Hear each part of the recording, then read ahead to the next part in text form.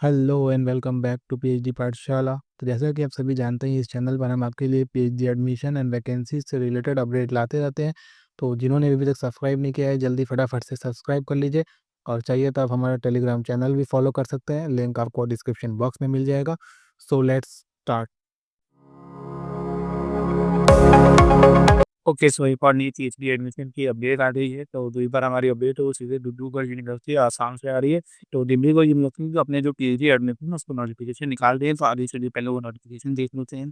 तो ये 17/10/2025 को डिब्रूगढ़ यूनिवर्सिटी ने अपने पीएचडी एडमिशन के लिए नोटिफिकेशन निकाले हैं।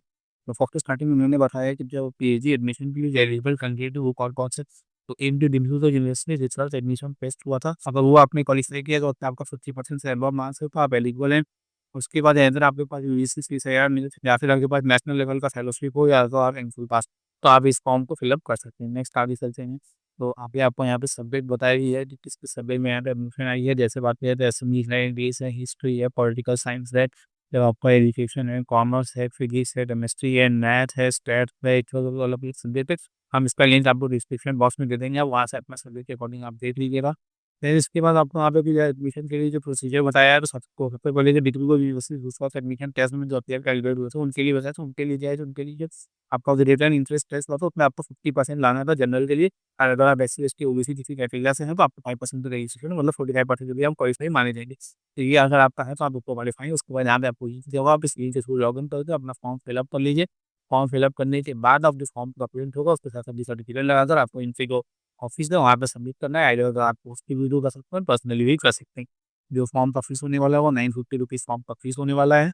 और इसके बाद अगर डॉक्यूमेंट की बात करें तो जैसे डॉक्यूमेंट चाहिए होगा तो आप जो मार्कशीट हो गई, जो आपका रिसर्च एडमिशन का टेस्ट है, बाकी जितने भी आपके पास पास सर्टिफिकेट अगर है, अगर आप कहीं काम करते हैं तो आपका नो ऑब्जेक्शन सर्टिफिकेट होना चाहिए वहाँ से, अगर आप कहीं एम्प्लॉयड है तो ये सारा आप सभी जो भी आपका डॉक्यूमेंट है सबको एक कॉपी में इसमें फॉर्म के साथ लगा दो, एडजस्टमेंट करके आपको इनके जो ऑफिस है वहाँ पे सबमिट करना है। नेक्स्ट आपका मैं प्रोसीजर बताया हमारे एग्जाम्पल क्राइटेरिया जो होंगे, मतलब जो यूजीसी में से यार गेट या नेशनल लेवल के स्कॉलरशिप क्वालिफाइड की गई, तो उनके लिए सीरियस बताइए कि वो सारे इनमें क्वालिफाइड है। आप इनके वेबसाइट पर लॉगिन करिए, अपना फॉर्म फिलअप करिए।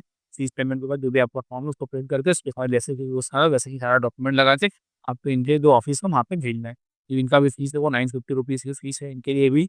और यहाँ पे डॉक्यूमेंट में आपके पास आपका जो भी आपका क्वालिफाइड एग्जाम है, जिससे नेट गेट या फिर नेशनल लेवल का कोई भी वो है, एमफिल है, और बाकी आपकी जितनी मार्कशीट है, ये कॉपी-वॉपी है, आपका कास्ट सर्टिफिकेट होगा, अगर आप कहीं काम करते हैं तो कराना भी डॉक्यूमेंट आपको इन फॉर्म के साथ वही साइड अटैचमेंट करके वो उसके थ्रू जा सकता है, या फिर आप वहाँ पे सबमिट फर्स्ट भी कर सकते हैं। देन इसके बाद आपको आगे डेट बताया, तो डेट जो आपका ऑनलाइन एप्लीकेशन का है वो 22 तारीख से स्टार्ट हुई है। तो 21 अक्टूबर आपकी जो फॉर्म दिया है वो लास्ट डेट 21 अक्टूबर फॉर्म फिल आपके होने वाली है।